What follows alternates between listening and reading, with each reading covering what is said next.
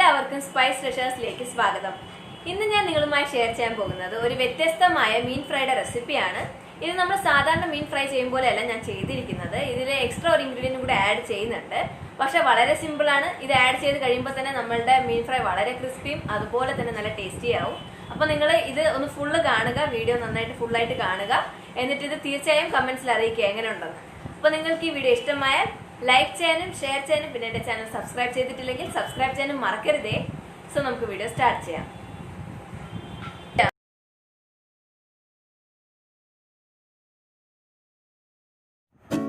ഈ മീൻ ഫ്രൈ തയ്യാറാക്കാനേ ഞാനിവിടെ 3 വങ്കട മീനാണ് എടുത്തിരിക്കുന്നത്. അയലയാണ് വാങ്ങാനിരുന്നത്, പക്ഷെ അത് കിട്ടിയില്ല. അപ്പോൾ വങ്കട മീനാണ് എടുത്തിരിക്കുന്നത്. നന്നായി ക്ലീൻ ചെയ്ത് വരഞ്ഞു വെച്ചിട്ടുണ്ട്. ഇനി ഈ മീൻ പുരട്ടാനുള്ള മസാലകൾ എന്തൊക്കെയാണെന്ന് നോക്കാം. ആദ്യം തന്നെ മുളക് പൊടിയാണ് ഇടുന്നത്. ഞാനിവിടെ കശ്മീരി മുളക് പൊടിയാണ് എടുത്തിരിക്കുന്നത്, 2 സ്പൂണ്. പിന്നെ നെക്സ്റ്റ് ആവശ്യത്തിനുള്ള ഉപ്പ്, 1/4 സ്പൂൺ മഞ്ഞൾപ്പൊടി, 1 ടീസ്പൂൺ കുരുമുളക് പൊടി, പിന്നെ കുറച്ച് വെളുത്തുള്ളി. ഞാനിവിടെ ഒരു 8-10 അല്ലി വെളുത്തുള്ളിയാണ് എടുത്തിരിക്കുന്നത്. ഇത് മസ്റ്റാണ്, ഇത് ഇട്ടാലേ നല്ലൊരു ഫ്ലേവർ കിട്ടുള്ളൂ ഈ മീൻ ഫ്രൈക്ക്. അപ്പോൾ ഇത് സ്കിപ്പ് ചെയ്യരുത്. ഇനി ഇത് കുറച്ച് വെള്ളം ഒഴിച്ച് ഒരു പേസ്റ്റ് ആക്കി എടുക്കാം.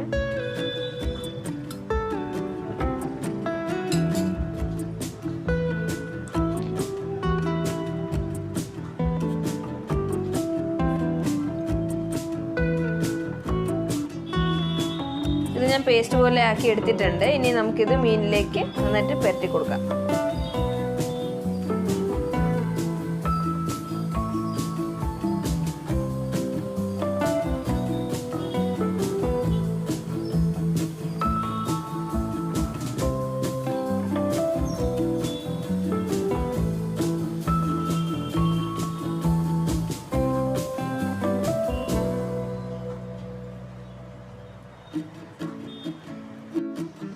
നോക്കൂ, ഞാൻ എടുത്തു വെച്ചിരുന്ന 3 മീൻ നന്നായിട്ട് മാരിനേറ്റ് ചെയ്ത് എടുത്തിട്ടുണ്ട്.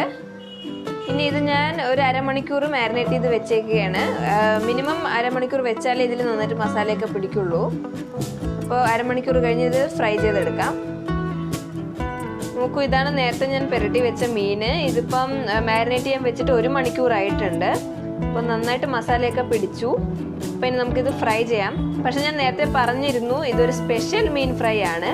അപ്പോൾ ഇത് ഞാൻ കോട്ട് ചെയ്യാനായിട്ട് ഇവിടെ കുറച്ച് റവ എടുത്ത് വെച്ചിട്ട് റവ വെച്ച് കോട്ട് ചെയ്തിട്ടാണ് ഈ മീൻ ഫ്രൈ ഞാൻ തയ്യാറാക്കുന്നത്. അതാണ് ഞാൻ പറഞ്ഞത് സ്പെഷ്യൽ മീൻ ഫ്രൈ ആണെന്ന്.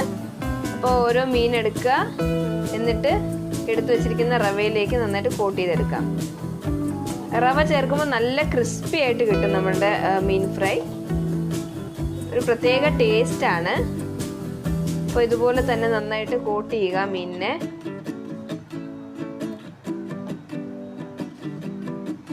ഇതുപോലെ ബാക്കിയുള്ള മീൻ നന്നായിട്ട് റവ കൊണ്ട് കോട്ട് ചെയ്തിട്ട് ഫ്രൈ ചെയ്തെടുക്കാം.